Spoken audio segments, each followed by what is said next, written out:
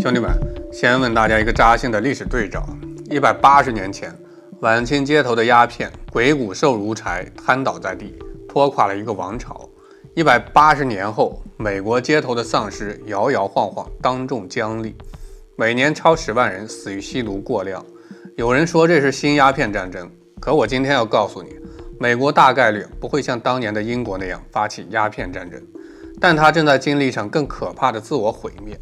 而这一切都藏在你只知皮毛的美国斩杀线里。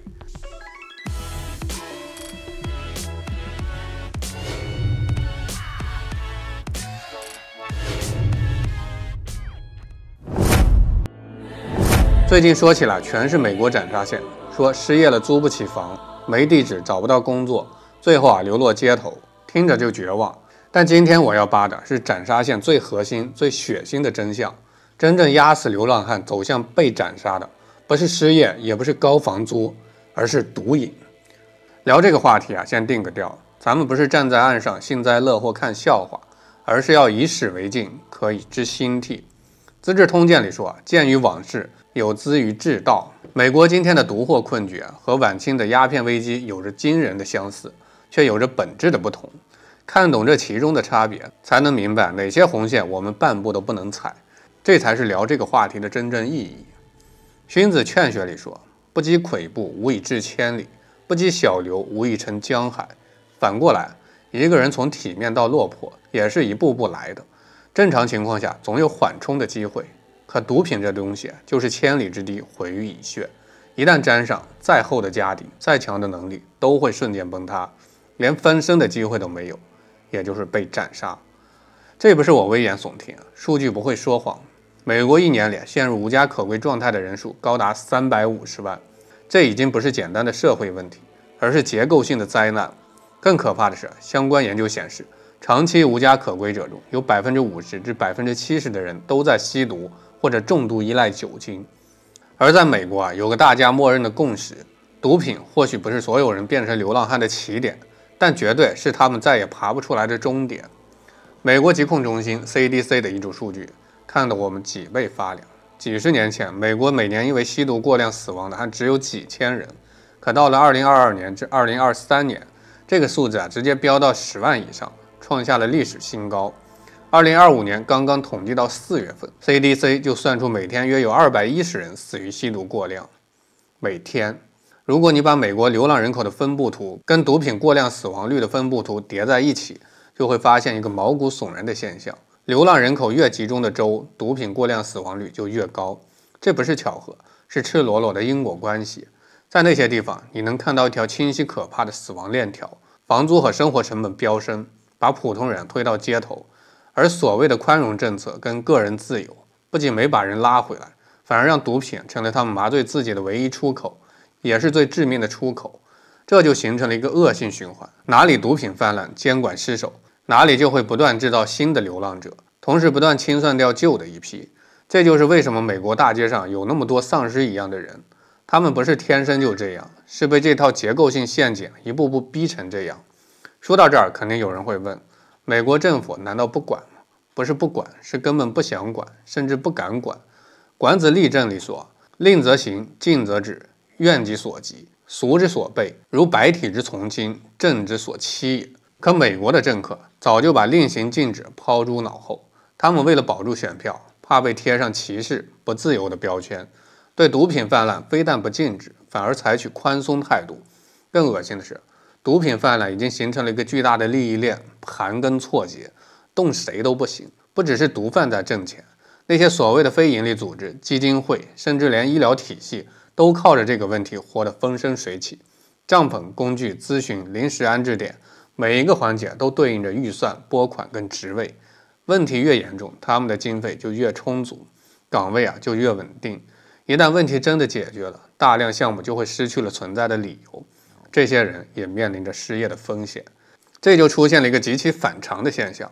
问题越严重，相关体系越繁荣，问题被控制，反而没人得利。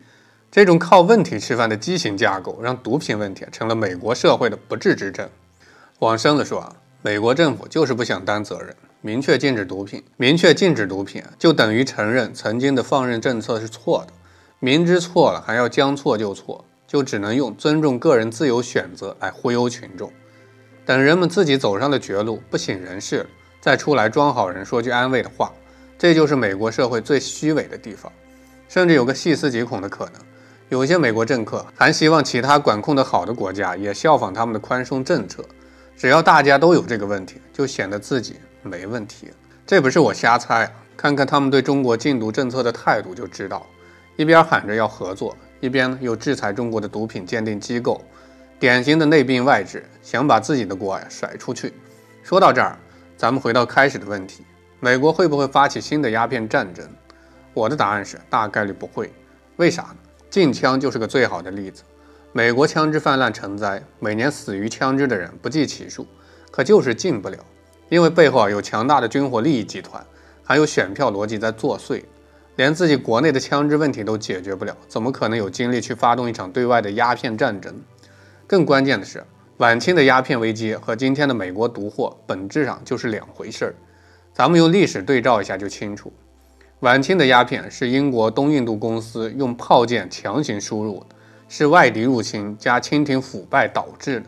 而美国的毒品危机是自己作出来的，是药厂为了赚钱刻意创造需求，是监管失效让毒品合法化横行，是政客为了选票放任不管，是资本贪婪绑架了整个社会。大家可以去查一下历史资料，上世纪90年代，美国普渡制药推出了一种叫奥施康定的止痛药，明明主打成分跟海洛因同类，有成瘾性，却被他们吹嘘成成瘾率低1%的神药。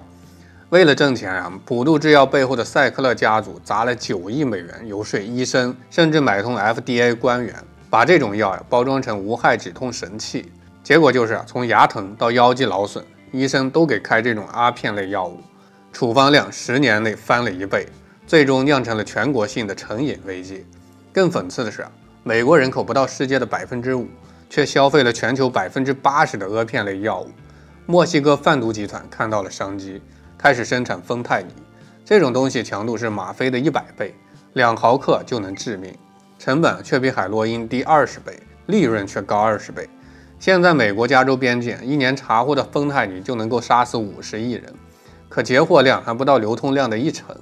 毒贩甚至在社交媒体上用表情包带货，把芬太尼伪装成糖果，很多青少年一口下去就再也醒不过来。《史记·商君列传》里说，法令治行，公平无私，罚不会强大，赏不思亲近。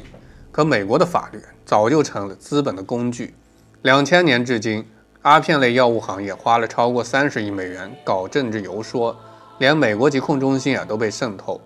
2016年，美国国会还通过了确保患者用药和有效执法法案，大大限制了毒品管制局监管大型制药企业的能力。有记者就一针见血地指出，美国的制药行业根本就是在像贩毒集团一样运营。对比晚清跟美国，你会发现一个残酷的真相：晚清至少还能骂列强无耻，还能有林则徐虎门销烟的反抗。可美国的危机是从内部烂透了制度癌症，是资本绑架政治，社会撕裂成瘾，治理能力瘫痪的必然结果。哈佛教授说得好，芬太尼不是原因，而是美国社会绝望的结果。所以我们选择在最前端就把路给堵死，用高压零容忍的政策，用清晰到残酷的后果，换一个绝大多数普通人一辈子都不用直面毒品的环境。哪种方式更人性化，或许可以争论，但哪种方式更少死人，数据已经给出了答案。美国每年10万加的吸毒死亡人数，就是对他们自由包容政策的最好讽刺。一个社会如果连不能碰的红线都不敢画清楚，只能靠事后救助和情绪安慰来弥补，那他迟早会发现自己不是在尊重自由，而是在用一大群的人生替另一批人验证制度的代价。这就是我们看到美国斩杀线的时候最该思考的问题：是该提前把要走错路的人拦下，还是允许更多的人被所谓的自由一点点送上斩杀线？兄弟们，今天聊美国斩杀线跟毒品危机，不是为了看笑话，而是为了以史为镜，警示自己。180年前的鸦片让晚清走向衰败，180年后的毒品正在让美国陷入沉沦。历史已经告诉我们，毒品是民族的天敌，是社会的毒瘤。任何对毒品的纵容都是对生命的犯罪。